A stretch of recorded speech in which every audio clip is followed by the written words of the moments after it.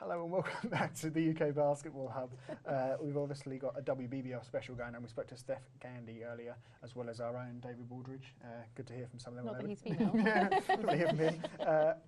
We've also obviously got Evelyn Adebayo and Savannah Wilkinson from Barking Abbey here, and hopefully we'll have Warwick Cann on the phone in a little while, so I'll be quite interested to hear from him. One of you has actually been away from Warwick, with Warwick, yeah. Not just with Warwick, as a group. No, yeah, we went for the Youth Olympics in Australia with Warwick. Wow. Yeah, it was very nice. What are the Australian players like? Are they tough? Because I'd imagine they would be tough. They are very tough. It was a 3-on-3 tournament, so Okay. yeah, so you had to. It was literally just you had to do individual things that you wouldn't have to do in 5-on-5 game.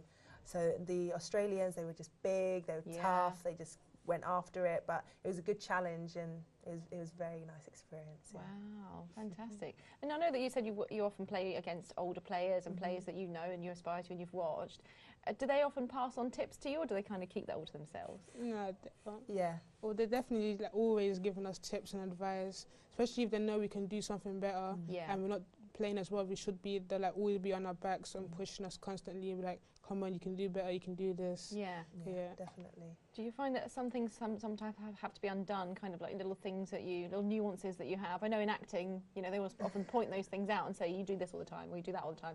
Is there ever anything that needs to be undone, little habits perhaps on the court? Yeah, there is. So like with me, I like talking to the older players, like especially we've got 3 players who have played in America, and that's where the best basketball is at the moment. Yeah. Hopefully we can get up there. We will. We will. Yeah, so I always ask for tips and pointers, and they've always said like just little things that I would never think about. Yeah. Because they are so experienced, they just know. Yeah. So it's very helpful to play with older players and play against older players. I would be terrified. I think I'd cry in the corner. Oh, I think we've got Warwick on the line. So talking of obviously experience and growing British basketball, Warwick Cann on the line. Hello, Warwick. Good evening. Good evening. Thank you for joining us on the show. We've been talking about the WBBL first of all. What do you think that's kind of done for GB basketball? Do you think there's been an immediate growth in this, something that a long-term kind of deal? Oh, look, I think junior women's basketball and women's basketball is always in need of support, and I think the WBBL this year has certainly provided more media coverage and more interest in the way that it's promoted the games. So I think that's been a good step forward. I think there are other challenges, but I think this year has been good so far as the profile of the women, and hopefully that translates to having more aspiration from junior players to play at a senior level. Obviously, we've got the GB women at the European Championships, which is a great thing. Do you think that's kind of an opportunity to kind of showcase the sport, and how far do you think we can go? Yeah, well, look, we've got a tough group. We would be expecting or setting our sights on the second round.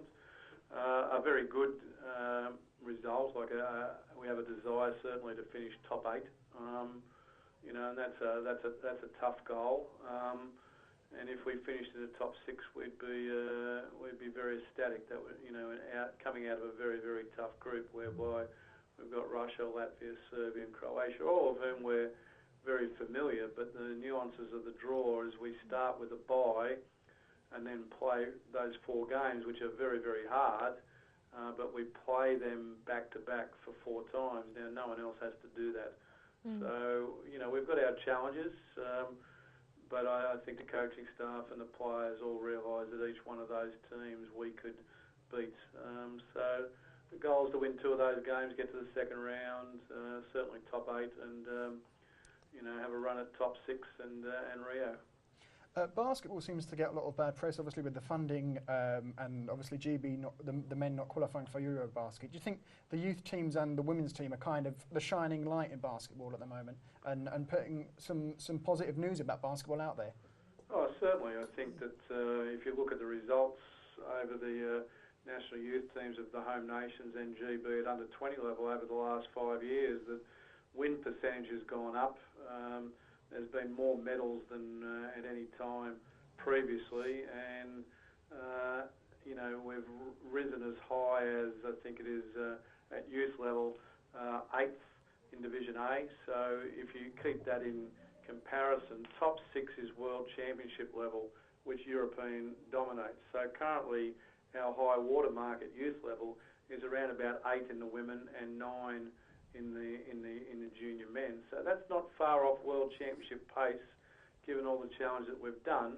We obviously have to be consistent. We have to be in Division A, but the results certainly, as you say, have been outstanding over the last 5 years in terms of Division A promotions, medals at European Championships, and final placing against the powerhouses of Europe.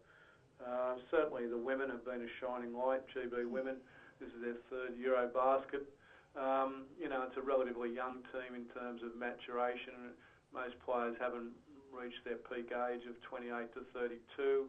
And as long as they stay healthy, have good preparation and well supported to have the preparation programs as well as being well coached, then they've got a huge upside coming up in the future. So they've certainly been a shining light, as well as the juniors. And the men have done well, like 2013 Eurobasket, on a count back not going through to the second round, which was the fight for top 8.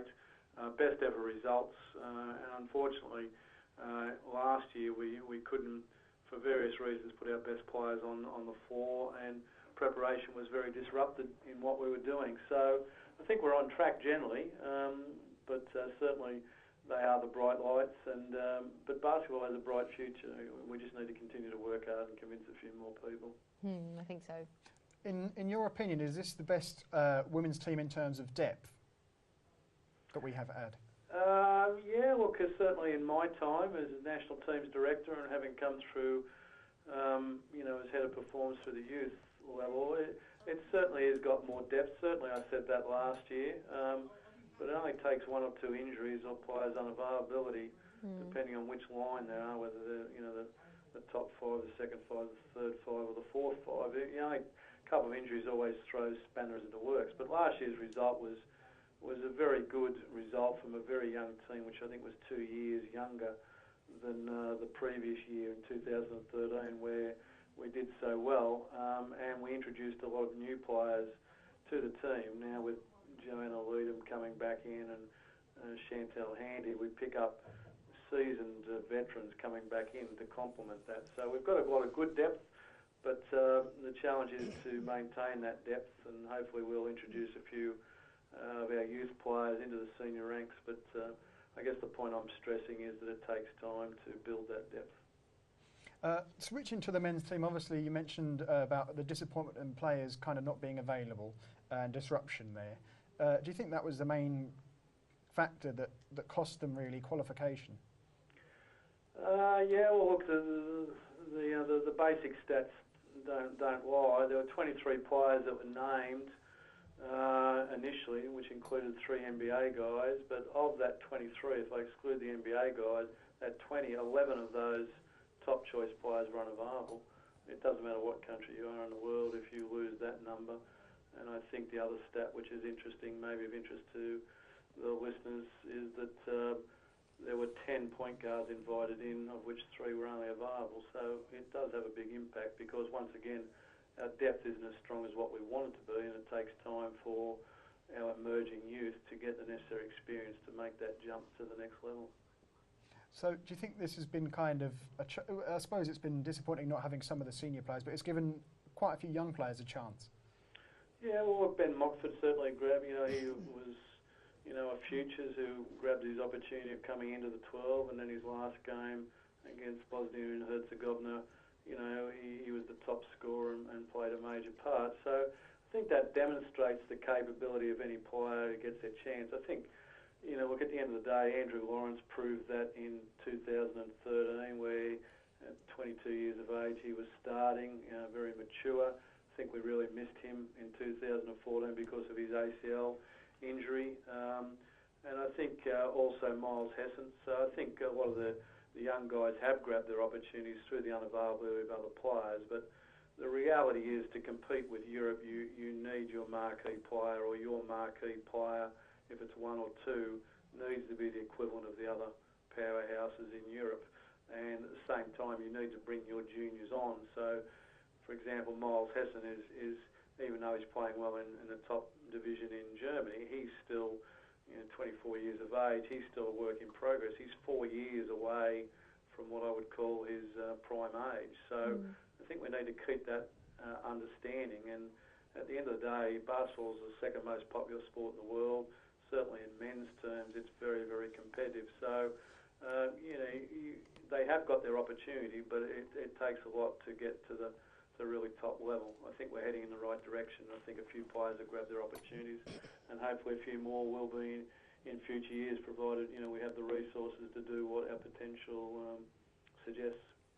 There was a bit of a little bit of a funding reprieve. Will that be used in kind of a different way to the funding that's been used before, or is this something that you're looking to continue? Is this a long-term? Well, I think obviously it's about the amount of the funding, so you have to prioritise within that. I think we've been fairly frugal over the last 2 years in trying to put programs together, but I'd be lying if I said that there weren't pressures in doing that, because inevitably you have to choose between what you think is the most important. You obviously consult and you make the best choices you can, but compared to some other sports, both team and individuals, we're still relatively poorly funded.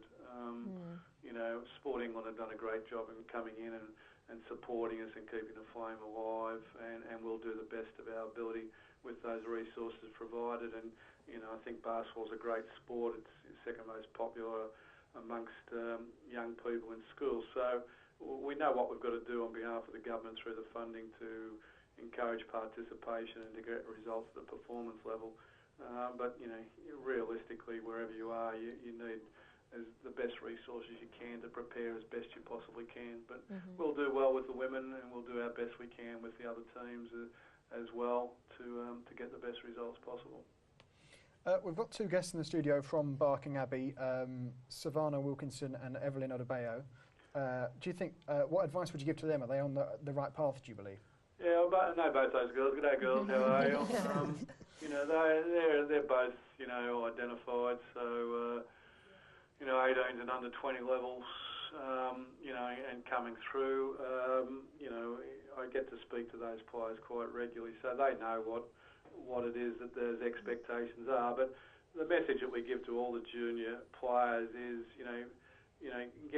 get your attitude right, get your body right, make sure that you work on your body, and more importantly, make sure you've got the toolkit, as we call it, the skills toolkit, so that if you want to become a professional player or a senior player, that you have the necessary skills, the right physical attributes, and the right mental approach to overcome any adversity that comes your way, which is inevitable in any high-level sports. You've got to be ready for challenges. So get your toolkit ready is the message that both Evelyn and Savannah have heard from me before, and that same advice goes to all juniors, male or female, whatever age there is. Okay, well, thank you for your time this evening, Warwick, and hopefully we'll see the GB women's team go quite far in Eurobasket, and the youth teams and the men continue to grow. We'll certainly be working that to the best of our ability to, on behalf of all the basketball community and the people enthusiastic for basketball in the UK. Oh, thank you very much. Okay, well, thank you very much for speaking to us. Thank you. Cheers, bye. So get your body right, it sounds like a big formula, really, that I know that you both are very, very much on board on. In terms of kind of diet, I'm going to diet now. Are you allowed a cheeseburger? Well, if you ask my mum, Friday nights is chip day. Every day's chip day to me, but there you go. I'll leave it to Fridays. So anything you need to do to prepare? Do you get your diet right? Is it something that the teams offer you, nutrition? Yeah, Karen's always on us about you got to drink right, you've got to make sure you've eaten before you practice, otherwise we've had issues with people who don't drink and eat and then they can't practice and not allowed to practice. So yeah, we definitely have to keep on top of it. And we also have a nutritionist that comes into our school and speaks to all of the basketball academy, individually, and goes through your diet and makes a where you can improve on it. Okay. So if you're not eating straight after practice, you need to eat straight after practice. Yeah. Or if you're not drinking enough, you need to drink more. Yeah. And different foods that you could add and take away from your diet. Wow, that should be a nightmare with my diet. Can I have a phone number afterwards so I can sort that diet out, please? That'd be great. No, I'm not worried about mine. Great stuff.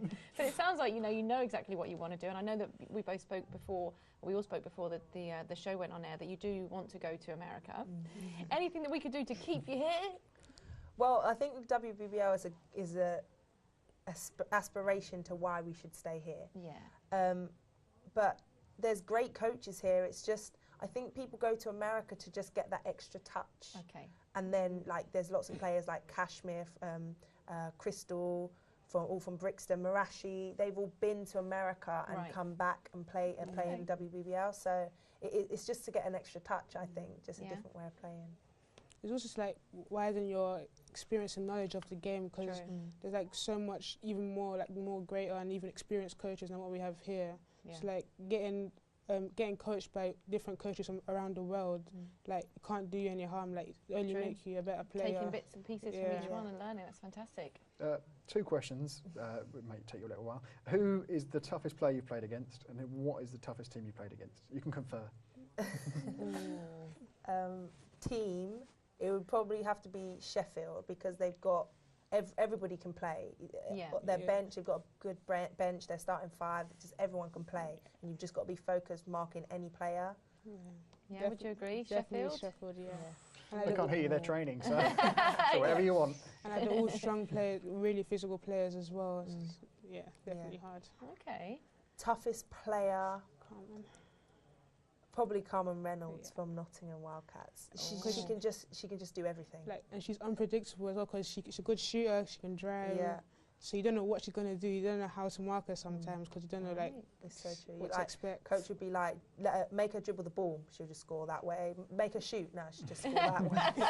It's really tough. She's always kind of a little bit ahead. Yeah. Give it to someone else. But then a lot that can be taken from. Yeah, exactly. Don't let your opponents know what you're thinking or about to do. No, surprise them. Interesting. Also, who was your inspiration? Do you have someone that kind of you're inspired to be, and is there someone that's inspiring you now? My inspiration has always been Azania Stewart, who plays a GB senior team. So staying in GB. Yeah, she's always been my inspiration. She played at Haringey. She's come back to Haringey. She's trained against me. She's trained with me. She's coached me. And I always see her when I go to GB games, always get her autograph. So yeah, she's always been my inspiration. What about you, Evelyn? Well, I would say my inspiration is, it's a bit hard. Are there a few? Well, my main one is like my mum, really. Brilliant. Because like she's had to bring me and like 3 other siblings up by herself, and like she's always worked so hard for us, making sure that we enjoy our childhood and like not deprived of like something important. You know, make sure that I also had the time to like play basketball and other sports as well when I was growing up. So knowing that she put so much effort into me and my siblings, that I know I have to work hard and that rewards her back, especially when I'm older, for everything she's done, to show how much I appreciate it. I'm really crying now, though. I'm really trying to hold back the tears now. You 2 girls, what are you doing to me today? That's so beautiful. It's kind of things that I guess you pick up as well, kind of from life, kind of help you in basketball. Is that something that you found? Yeah, my mum always says, whatever happens, you can handle it. So that is the one quote I take into everything I do, in studies, in basketball, anything. I always. You really are making me cry now, seriously, girls. Yeah, that's the thing that I've taken into life and taken into my sport. So yeah, that's fantastic. You girls have been such an inspiration, and good luck on Sunday as well. Thank you. Hopefully you can pick up a win. Nicola's going to get some tissue or something. I'll get some tissue and compose myself. Losing it there. Just quickly before we go, I think I read in the news, the online BuzzFeed, whatever. There are other websites. Michael Jordan, I think, he's the richest athlete. I think it was all time, something like 90 billion, something like that. He gets maybe it was 9 billion. He's one of the top 200 earners in the world. Like, I think it's 174th richest man in the world.